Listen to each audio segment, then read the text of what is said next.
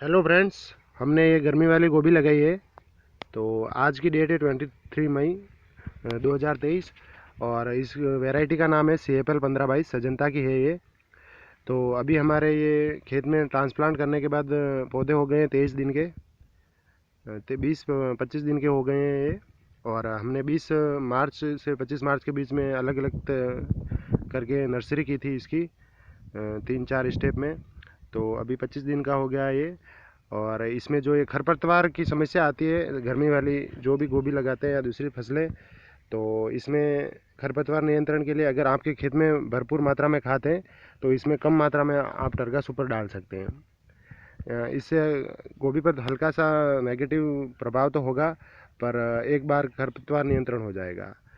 और आप टरगा सुपर का उपयोग तभी करें तब आप जब आपके खेत में खाद भरपूर हो, ताकि पौधे को इतना स्ट्रेस ना हो और आपका प्रोडक्शन कम ना हो। तो इस तरह से आप गर्मी वाली गोभी ले सकते हैं।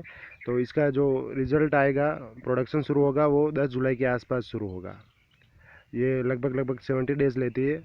और रेट इसका बाज़ार में अच्छा मिलता है, क्योंकि उस समय जब दो सीज़न आते हैं, बारिश और गर्मी का, तो प्रोडक्शन बहुत कम होता है, क्योंकि टेम्परेचर बहुत ज़्यादा होता है दूसरी फसलों का।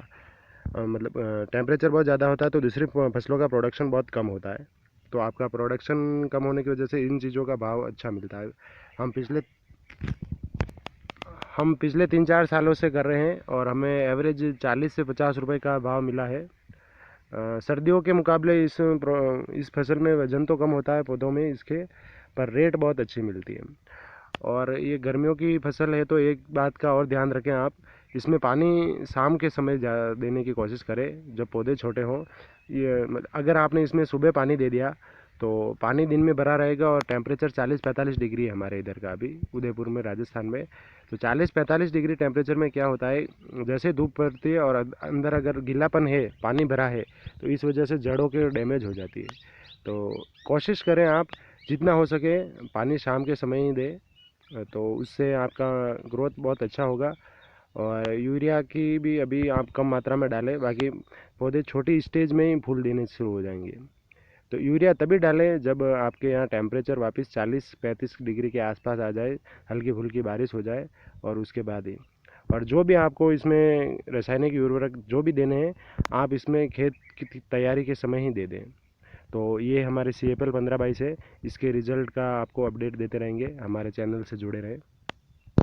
तो टरगा सुपर डालते समय एक बात का ध्यान रखें विशेषकर, कि आपकी फसल है जो खेत में ट्रांसप्लांट करने के बाद फूल गोभी कम से कम 30 दिन की होनी चाहिए, 25 से 30 दिन की। ये देखिए, इस साइज़ मिनिमम होनी चाहिए, इस साइज़ से थोड़ी बड़ी हो। और दूसरी बात, खाद होना ही चाहिए, ताकि वो अब्जॉर्ब कर लेगा जो भी स्ट्रेस होगा पौधे को, टरगा सुपर के अलावा। और टरगा सुपर भी इतनी ही मात्रा में डालें कि वो इसका जो ग्रोथ है खरपतवार की वो रुक जाए। खरपतवार पूरा ख़त्म नहीं होगा खेत से, पर इससे फ़ायदा ये होगा कि जब खरपतवार की ग्रोथ रुकेगी ना, उतने दिनों में फूल गोभी की ग्रोथ बढ़ जाएगी। और जब जैसे ये पत्ते बड़े हो जाएंगे और खरपतवार है ना वो इसके नीचे आ जाएगा, तो अपने फसल पर कोई प्रभाव नहीं पड़ेगा उसका।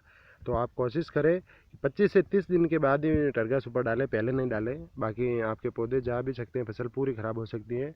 और कम मात्रा में डालें, और उसका उद्देश्य एक ही होना चाहिए कि खरपतवार की ग्रोथ थोड़ी रुक जाए, ताकि ये पौधे बड़े हो जाएंगे तो खरपतवार फिर बीच में नहीं आएगा। Thank you.